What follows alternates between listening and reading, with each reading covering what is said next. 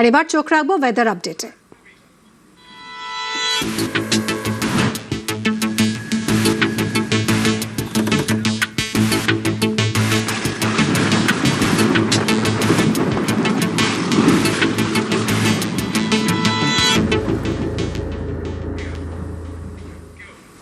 নির্ধারিত সময়েই আন্দামানে বর্ষা আসছে। আগামী 48 ঘন্টার মধ্যেই বর্ষা ঢুকবে আন্দামান নিকোবরে। দক্ষিণ বঙ্গোপসাগরে নিম্নচাপের জের, নির্ধারিত সময়েই ভারতের দ্বীপপুঞ্জে বর্ষা ঢুকবে। বিশ্বজিৎ আমাদের প্রতিনিধির সঙ্গে কথা বলবো। বিশ্বজিৎ, অর্থাৎ নির্ধারিত সময়েই বর্ষা আসছে।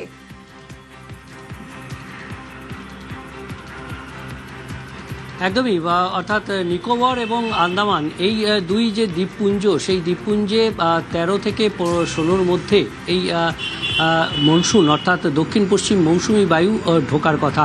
এবার সেই নির্ধারিত সময় আজ 15ই মে এবং আগামীকালের মধ্যে এই বর্ষা ঢুকে পড়বে আন্দামান নিকোবর দ্বীপপুঞ্জে। ইতিমধ্যেই ভারী বর্ষণ শুরু হয়েছে, ভারী বৃষ্টির সতর্কতা রয়েছে আন্দামান এবং নিকোবর দুই দ্বীপপুঞ্জে, এমনটাই জানাচ্ছে আবহাওয়া দপ্তর। এবং নির্ধারিত সময়ে এই বর্ষা ঢোকার পেছনে যে কারণ রয়েছে সেটি দক্ষিণ পশ্চিম বঙ্গোপসাগরে একটি সিস্টেম রয়েছে, সেই সিস্টেম নিম্নচাপে পরিণত হয়েছে এবং সেটি ক্রমশ শক্তি বাড়াচ্ছে। আর এই নিম্নচাপের হাত ধরেই বর্ষা দক্ষিণ পশ্চিম মৌসুমি বায়ু ঢুকে পড়ছে আন্দামান নিকোবর দ্বীপপুঞ্জে। তবে বাংলা থেকে যারা আন্দামান নিকোবর দ্বীপপুঞ্জে বেড়াতে যান সেই পর্যটকদের জন্য সতর্কবার্তা রয়েছে, কারণ ভারী বর্ষণের জেরে বিভিন্ন ভেসেল সেগুলো ক্যান্সেল হতে পারে এবং সেই সতর্কতার কারণেই মৎস্যজীবীদের জন্য সতর্কবার্তা রয়েছে এবং পর্যটকদের জন্য এই সতর্কবার্তা জারি করেছে আবহাওয়া দপ্তর।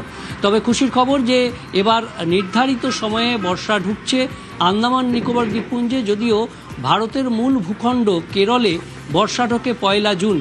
এখন এই 15ই মে থেকে তারপর জুন মাসের শুরুতে কতটা পালা পরিবর্তন হয় এই বঙ্গোপসাগরের আবহাওয়ায় তার উপর নির্ভর করছে যে ভারতের দ্বীপপুঞ্জে সঠিক সময়ে বর্ষা ঢুকলেও ভারতের মূল ভূখণ্ডে আদৌ কি সঠিক সময়ে বর্ষা ঢুকবে নাকি আগাম বর্ষা ঢুকবে সে কথা জানার জন্য আরো কিছুদিন অপেক্ষা করতে হবে। একদমই তাই বিশ্বজিৎ, এবং যে নিম্নচাপ ইতিমধ্যেই তৈরি হয়েছে, যদিও খুব একটা শক্তি বাড়ায়নি এই নিম্নচাপ এবং মায়ানমারের দিকে ঘুরে গেছে, তার ফলে মৌসুম ভবন যে পূর্বাভাস দিয়েছিল উত্তর পূর্ব ভারত এবং পূর্ব ভারতে প্রচুর বৃষ্টি হবে, যে সুফলটা আমরাও পাবো, দক্ষিণবঙ্গেও বৃষ্টি হবে, সেটা কিন্তু আপাতত হচ্ছে না, কারণ দক্ষিণবঙ্গের তাপমাত্রা আরো বাড়বে। আর এই নিয়ে কি বলেছে হাওয়া অফিস আমরা জানবো। বিশ্বজিৎ রয়েছে সঙ্গে। বিশ্বজিৎ,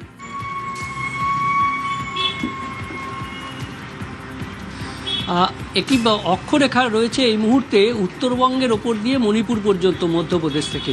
আর এই নিম্নচাপ অক্ষরেখা বেশ কিছুদিন রয়েছে, যে উত্তর প্রদেশ থেকে কখনো কখনো মধ্যপ্রদেশ থেকে এই অক্ষরেখা তার টানে প্রচুর জলীয় বাষ্প ঢুকছে। যদিও আর কোনো সিস্টেম নেই এই মুহূর্তে এই বাংলার ওপর, যদিও দক্ষিণ পশ্চিম বঙ্গোপসাগরে যে নিম্নচাপ রয়েছে তার সরাসরি প্রভাব নেই, কিন্তু এই অক্ষরেখার টানে যে জলীয় বাষ্প ঢুকছে সেটা ওরিওগ্রাফিক্যাল যে সিচুয়েশন তার যে সুবিধা সেটার জন্য উত্তরবঙ্গে ভারী বর্ষণের সম্ভাবনা রয়েছে। উত্তরবঙ্গে ভারী একদমই বিশ্বজিৎ, দক্ষিণবঙ্গ এই বৃষ্টি থেকে যদিও আপাতত বঞ্চিত হচ্ছে, কিন্তু উত্তরবঙ্গে রবিবার পর্যন্ত ভারী বৃষ্টির পূর্বাভাস, বিক্ষিপ্তভাবে ভারী বৃষ্টি হবে 5 জেলায়। তুমি যেরকম জানাচ্ছিলে, কোন কোন জেলায় এই ভারী বৃষ্টির পূর্বাভাস রয়েছে?